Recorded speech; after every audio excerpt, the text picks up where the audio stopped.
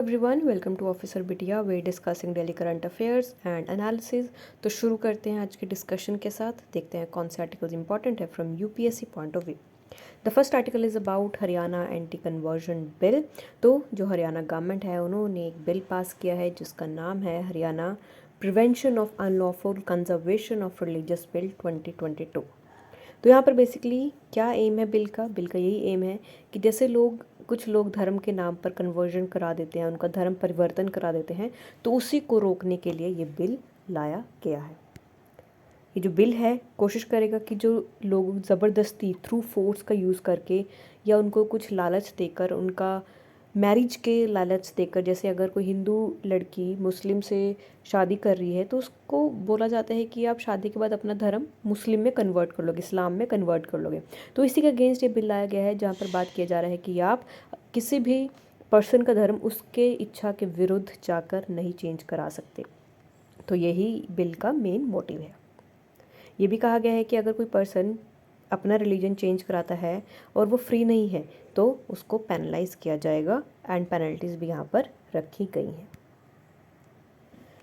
तो यहाँ पर पेनल्टीज़ रखी है मिनिमम 1 लाख की। और जो बिल है वो कहता है कि जो भी कोई कन्वर्जन कराने की बात करता है, चाहे वो वुमेन है, माइनर है, जो लोग शेड्यूल ट्राइब के हैं, शेड्यूल कास्ट के हैं, उनको पनिशमेंट भी दिया जा सकता है। और ये पनिशमेंट होगी मिनिमम 4 साल की, जो कि 10 साल तक एक्सटेंड की जा सकती है। एंड जो लोग हैं उनको फ़ाइन भी 3 लाख का पे करना पड़ेगा। तो यहाँ पर पैनल प्रोविजंस डाल दिए गए हैं ताकि जो कन्वर्जन रेट है वो कुछ कम हो सके।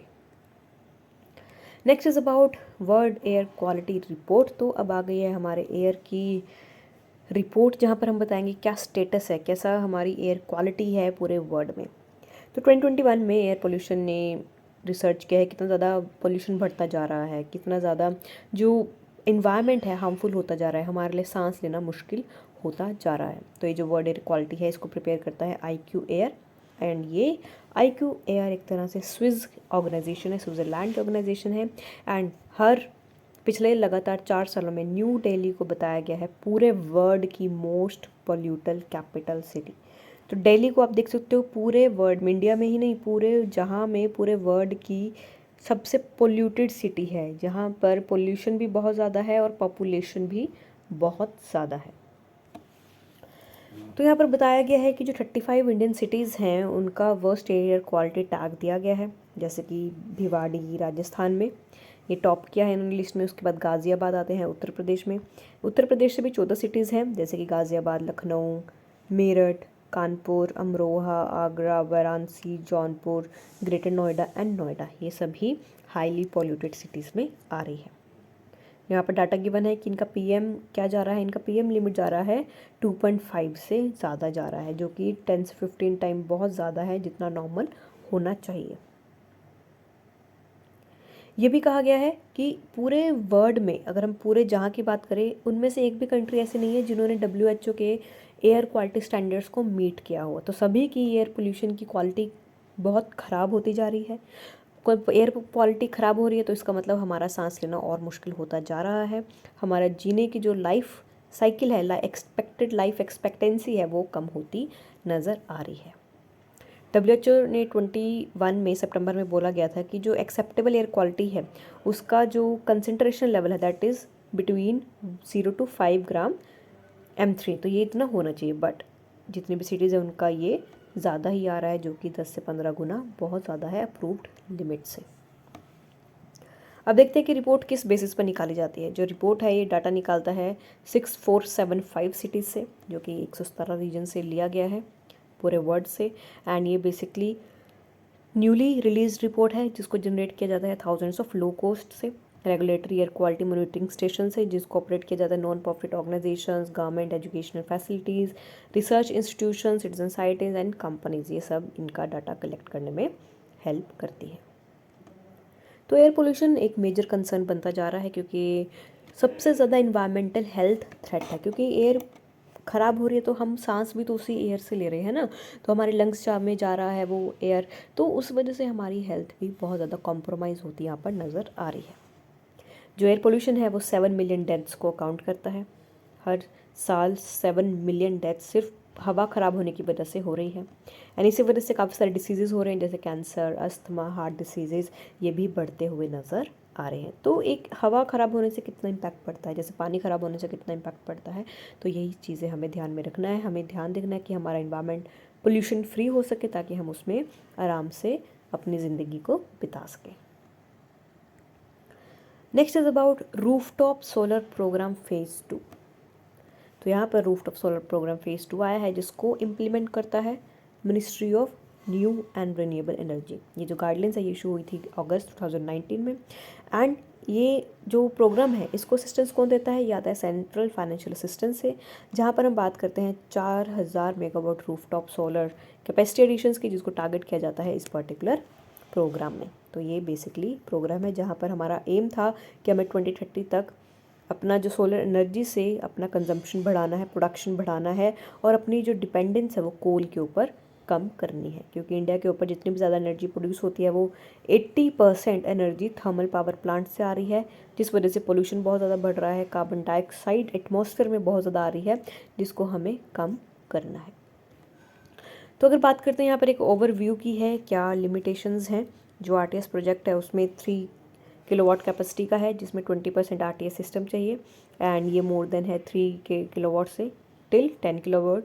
तो बेसिकली यहाँ पर हाउस होल्ड्स के पैरामीटर्स दिए गए हैं कि हमारा जो 10% का है रूफटॉप कोस्ट, वो इंसेंटिव्स दिया जाता है एज अ डिस्ट्रीब्यूशन, जो हमारी कैपेसिटीज़ के ऊपर डिपेंड करता है।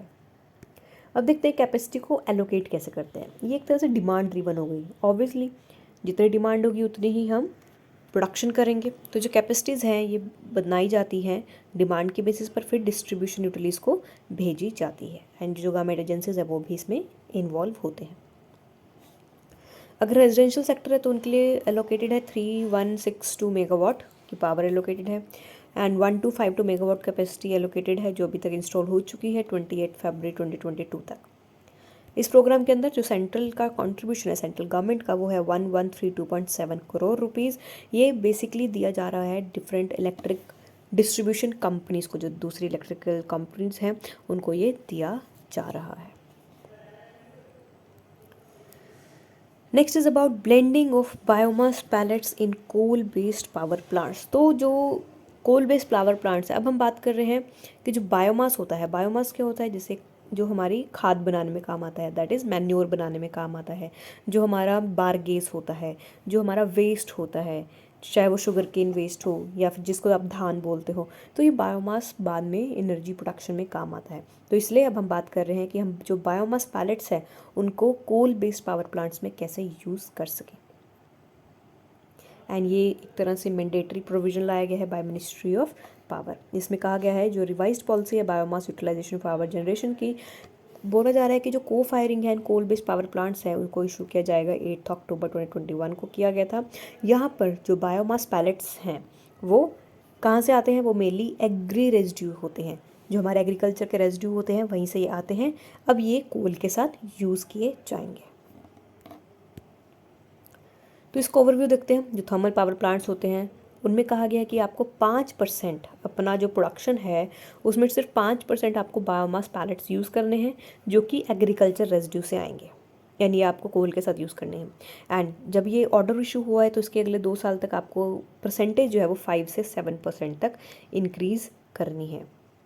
ओके, तो दिस इज़ द प्रोविजन। और जो 7 ईयर्स है वो मिनिमम कॉन्ट्रैक्ट पीरियड रहेगा, जो रिक्वायरमेंट होगा प्रोक्योरमेंट के लिए बायोमास पैलेट्स के लिए। एंड अगर कोई डिले होगा उसको आपको अवॉइड करना है कॉन्ट्रैक्ट्स के थ्रू, एंड सप्लाई चेन को भी आप इसमें मेंटेन कर सकते हो।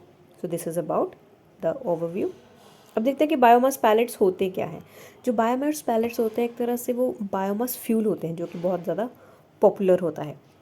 ये पैलेट्स बनता है एग्रीकल्चर बायोमास से। बायोमास जो एग्रीकल्चर का वेस्ट होता है, वुड वेस्ट होता है, जैसे कि लकड़ी का कचरा होता है, फॉरेस्ट्री वेस्ट जो आपके फॉरेस्ट से वुड आते हैं, पेड़ पत्ते पौधे जो होते हैं, कमर्शियल ग्रासेस, तो ये सब एग्रीकल्चर बायोमास में आता है।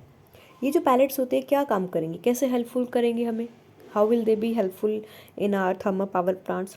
ये जो पैलेट्स है ये सिर्फ आपकी कोस्ट ही नहीं बचाएंगी, जो आपकी स्टोरेज कोस्ट है सिर्फ उसी को नहीं बचाएंगी, ना ही ट्रांसपोर्टेशन कोस्ट, बट जो बायोमास पैलेट्स है वो आपकी कोस्ट इफेक्टिव हैंडलिंग भी करेगी। आपका कोस्टिंग तो बचा रही है, आपकी स्टोरेज कॉस्ट बचा रही है, ट्रांसपोर्टेशन कॉस्ट बचा रही है, लेकिन ये जो हैंडलिंग है वो भी कॉस्ट इफेक्टिव तरीके से हो जाएगी, जहाँ पर आपको ज़्यादा खर्चा नहीं करना पड़ेगा। तो इस वजह से आप अपना प्रॉफिट बढ़ाने पर ध्यान दे रहे हो और जो हमारा मेजर वेस्टेज है उसको उपयोग में लेकर आए हो ताकि आपका काम हो सके। बायोमास को फायरिंग के बारे में देखते हैं। इसका मतलब है जो कंबंशन है और जो मिक्सिंग है बायोमास मटेरियल्स का दूसरे फ्यूल्स के साथ, जैसे कोल, गैस, वो होएगा बॉयलर के अंदर। एक बॉयलर रखा जाएगा, उसके अंदर ये मटेरियल डाल दिया जाएगा, कोल, गैस, बायोमास, फिर उसको बॉयल करके आप प्रोड्यूस करोगे गैस। इससे क्या होगा, आपका जो डिपेंडेंस है फॉसिल फ्यूल पर वो कम होता नज़र आएगा। एंड यहाँ पर बात किया जा रहा है कि अगर आप फॉसिल फ्यूल की कॉस्ट को कम करोगे तो आपका जो कॉस्टिंग है वो भी कम हो जाएंगी, और जो को फायरिंग है वो भी आपका ग्रीन हाउस गैस को कम करेगा, क्योंकि ये बायोमास है, आप नेचुरल चीज़ों से कर रहे हैं तो आपका कार्बन डाइऑक्साइड भी कम हो जाएगा और हमारा जो ग्लोबल क्लाइमेटिक इम्पैक्ट है वो भी कम हो जाएगा, हमारा जो फॉसिल फ्यूल है वो भी कम हो जाएगा, जिससे क्या होगा, हमारे इन्वायरमेंट में कुछ मात्रा एयर पोल्यूशन की कम हो जाएगी और हम एक स्वच्छ इन्वायरमेंट की तरफ जाने लगेंगे। ये एक तरह से डिस्टेंट आइडियल टारगेट है, बट हम कोशिश तो कर सकते हैं ताकि और पोल्यूशन ना हो। So this is about biomass को फायरिंग। बायोमास के ऊपर ऑलरेडी यूपीएससी पहले क्वेश्चन पूछ चुकी है एंड एक्सपेक्टेड है कि दोबारा भी क्वेश्चन रिपीट हो सकता है। तो कोई भी टॉपिक यूपीएससी में छोड़ना नहीं है, क्योंकि यूपीएससी का कोई भरोसा नहीं कब कौन सा टॉपिक वो लेकर आ जाए और आपको सरप्राइज कर दे। तो you should be ready for surprises. Okay, so that was all about today's session. कोई डाउट है आपका तो आप हमें मेंशन करके बता सकते हो, एंड आप हमें मेल भी कर सकते हो info@officerbitia.com पर, एंड हम आपको फिर प्रैक्टिस क्वेश्चंस दे देंगे जहाँ पर आप लिखिए आंसर और हमें सबमिट करिए, ताकि आपकी जो प्रैक्टिस है मेंस की वो भी साथ साथ चलती रहे। So that was all about today's session. So thank you and all the best.